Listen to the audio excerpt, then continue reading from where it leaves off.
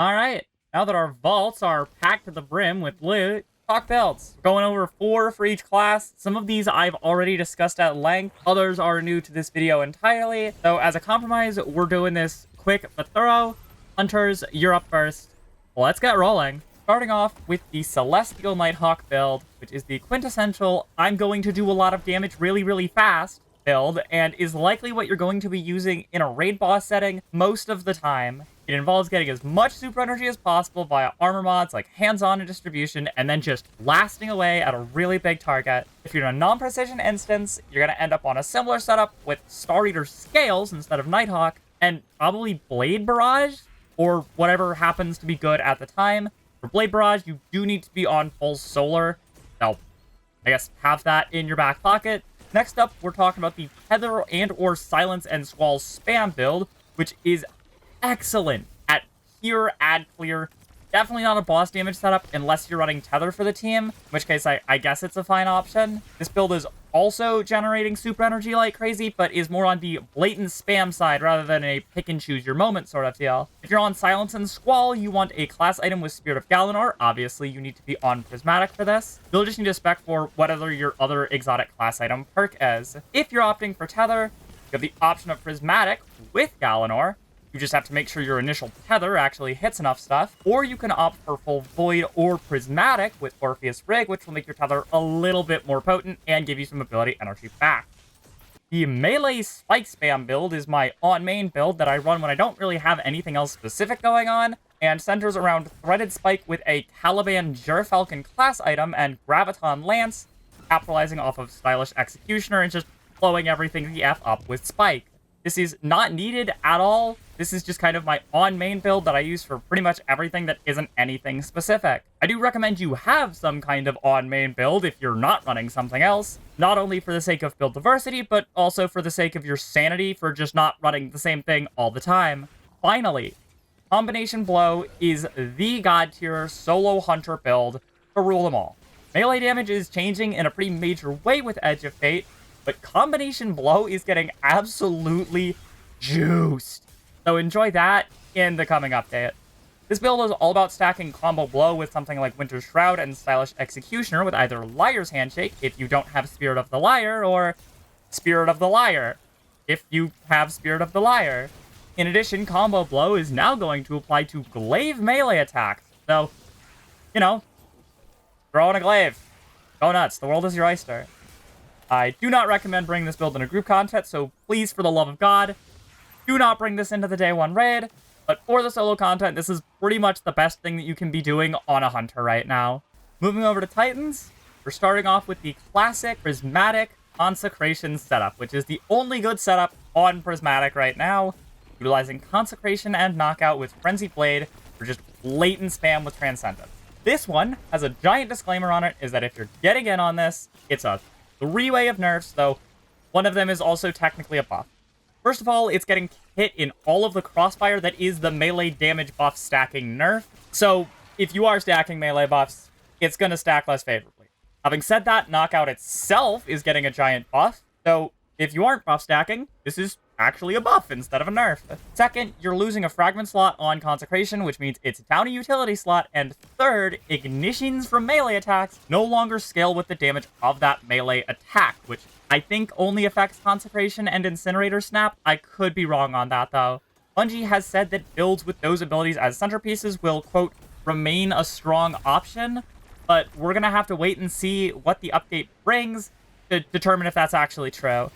I will still likely be on this setup if I happen to be on a Titan at all in the early days of Edge of Fate, but that's also because it's still probably just going to be the best thing on Prismatic. For more future-proof setup, check out Berserker Titan with Abeyant Leap. Ranger's Lash is a damn near must since it's very free suspend with Small Wall, and with Abeyant Leap, that's even more survivability via Woven Mail. I'd also recommend Into the Fray for even more Woven Mail since Tangles are free all the time with this build. Luck on a Shackle Grenade for even more suspension, and at this point, you're basically just a Las Vegas Dominatrix.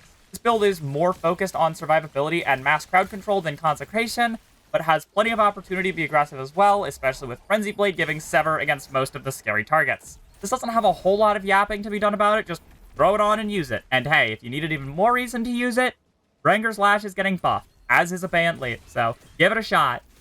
The newest addition to this list, the Striker Bolt Charge build, is all about generating a metric F-load of Bolt Charge via Storm's Keep barricades and then just electrocuting everyone. Knockout is also here, but this is more of an oh crap, I'm about to die, I'm gonna punch something to heal option rather than an on-main plan for healing. This build is currently juiced to the max because of the artifact, especially Flashover, which is giving, I think, 50% extra Bolt Charge damage. But I think that many teams, including my own, and most likely, will have at least one Striker Titan to drop a Storm's Keep barricade for the team. On that side note, the build is mostly on the artifact right now. Throw on Lemon if you're running tight on ammo or you're not in a raid setting, and then just go nuts. If you are in a raid setting, make sure to try and toss your barricade down facing backward so that your team doesn't accidentally shoot it. And if you're on rockets, that's a way to prevent your team from blowing themselves up. While you're on Striker Titan, you might as well just go ahead and hook on Weirus of the Falling Star and Thunder Crash, and as soon as damage starts, just pop your barricade backwards and go punch the crayons out of the boss. Finally, throwing on Pyro Gale Gauntlets, the bosses against which that is applicable against, which will likely be one of them on the day 1 raid, if not more than one. The build is pretty open here, but I've gone with a full Invictus Roaring Flames style build based around stacking Roaring Flames and throwing the Bonk Hammer at as many enemies as possible. Ember of Blistering and Char are absolute all-stars here with the Sunspots, so make sure you've got those on. You technically don't get the Consecration benefit of Pyro Gale, but I think having Roaring Flames for your giant Hammer Slam is far more valuable and also just adds a lot more survivability. Outside of that, the build is just the classic deal a lot of damage with my super. If you really, really want to min-max, make sure you've got Roaring Flame ×3, but if you're being honest, just slam your hammer down as soon as damage starts, no matter what you've got going on. Warlocks, finally your turn.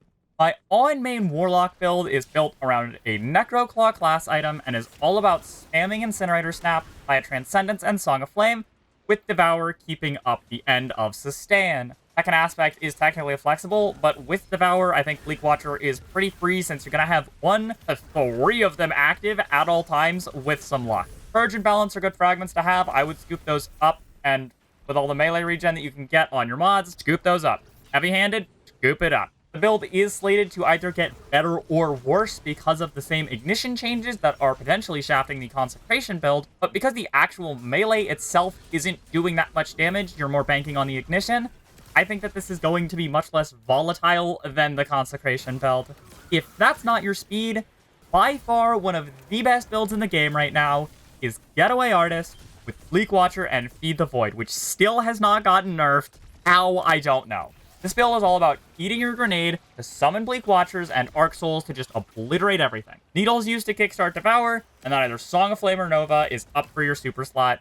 That one's really personal preference. This build does require a very active style of play and a lot of buff checking to make sure you've got all of the things you need, but it's pretty much just chowing down on a grenade whenever you've got it. You're going to be generating trance and super energy out the wazoo. So as soon as you've got a grenade, just chow down and then let either your super or your trance rip. You will get it back so fast, it's not even funny. Next up, we're talking about the Prismatic Damage and Lightning Surge setup, which is technically a twofer, but these builds are kind of variations of each other, so we're just going to go over them both. They both utilize an exotic class item with Spirit of Necro. If you're on the pure Lightning Surge setup, you'll want to go for Syntheseps, and if you're not, and you're on the damage setup, you'll want to go for Spirit of Star Eater. You need to be on Needles, Devour, Lightning Surge, and for the DPS setup, Nova Bomb. Technically, you can go any setup for the pure Lightning Surge with your super, but I'm on Nova Bomb because I like big numbers. If you're on the pure Surge setup, farm Transcendence, pop it, and then just go nuts with Lightning Surge. Kill everything. Few grenades here and there, excellent. Lightning Surge is going to carry pretty hard. Got cooldowns, pop them, then pop Trance, and go nuts. Doing this will give you free Needles regen, as well as some free grenades. If you're on the damage setup, only pop Trance if you think you're going to get it back in time for your damage phase. If you don't think you're getting it back, hold your Trance, which you're going to need to do damage, which I'll get to now. The way the damage setup works is as follows. You'll need Transcendence and 6 orbs for Feast of Light ×6, boosting your Nova Bomb by 70%. As soon as damage starts, or right before damage starts, pop Transcendence, throw a needle, cancel the end lag of that needle with a grenade, and instantly throw your Nova Bomb. try to hook your Nova high and wide to prevent the rare situation where you accidentally kill your own teammates if you're on rockets or 1K. Yeah, sorry, Chili, that happened to you twice. But consider that payback for me, you know, getting bullied about pronouncing this thing correctly. The other thing that hooking your Nova Bomb will do is prevent it from blowing up early by you shooting it. After that, do your traditional damage strategy as normal. If that damage strategy involves any amount of reloading, cancel the tail end of that reload with another Needle Grenade combo and go right back to it with guns. Rinse and repeat until either the damage phase ends or the boss's life does. It looks like a lot going on, but once you get into the flow, it's actually not that bad. It does require a little bit of practice, so, you know, get practicing, I guess. Finally, we're covering a more support-style build utilizing Cenotaph Mask and Divinity on Dawnblade. Tactically, any Trace Rifle works, but if I'm being honest, Divinity is probably the best one if you're not on some other exotic Trace Rifle, and even then, I would probably still be on Divinity. If you're on a raid setting, yeah, case your damage, goodbye. Just throw on Divinity. Giant Crit Bubble is way more important than whatever damage you're doing. The GM, you get the only instant overload stun in the game, and a free 15% debuff along with a giant crit bubble. That's another sign for your teammates that says, hey dummies, free heavy ammo. Right here. Yeah, that guy. The giant crit bubble on his face. Shoot him. However, if you're in a raid setting, you won't really have the ability to do the previously mentioned prismatic damage setup and Divinity, since the div bubble does linger for a little bit, but does require you to also sustain the beam for a decent amount of time to keep the bubble up. So there's no reason to do anything other than Well of Radiance, which is just slam it down and let it happen sort of deal. In terms of actually playing the build, it's pretty simple. You don't want to be on double special since you can pretty much use Divinity as a primary weapon. Just make sure to spec for more special ammo for yourself to keep your green ammo healthy. As soon as you see a yellow bar enemy, tag them with your Divinity as soon as possible. This is the sign for your team to just kill that guy. Don't be afraid to keep the beam going, though, as your Cenotaph mark will be refreshed every single tick of Trace Rifle damage up to 10 seconds. Just remember that once you mark a target, you can't actually be the one to kill it. As far as I'm aware, Cenotaph doesn't provide any ammo if the person wearing Cenotaph is the one that killed the target. So you have to let your teammates kill it. Why? I have no idea, but that's just the way it works. Up well when you need it, and outside of that, that is pretty much it for the Warlock setup. If you're in a raid scenario, make sure to still tap Fire Divinity to preserve ammo, even if your total uptime is likely going to be 100% since Cenotaph basically gives you a bottomless mag. Alright, those are all of the builds that I plan to bring into Edge of Fate. Expect content to slow down for a good bit here. You can expect one more video and then probably 1 or 2 more streams before Edge of Fate, as the last thing I want to do is get burnt out on Destiny right before the new expansion drops. I want to give it a fair shake, and I don't think I'm going to be able to do that if all I can think about is, oh god, how am I going to put a video out this week instead of actually judging the expansion in the raid. For our final free Edge of Fate video, I'll be going over my thoughts about the game as it currently is, and as I expect it to be in the future. If you're looking for a community to take on that future with, check out the Sol Kaltium, my community. We're small but mighty, and you don't even have to leave your current clan to join us. Just hop on in and start gaming and chatting. And hey, who knows, you might even show up in one of these videos one day. If you do want to join our clan, you can do that too. Applications are open, so go nuts. Alright, I'll see you for almost last time before we reach the edges of our solar system. Bye for now.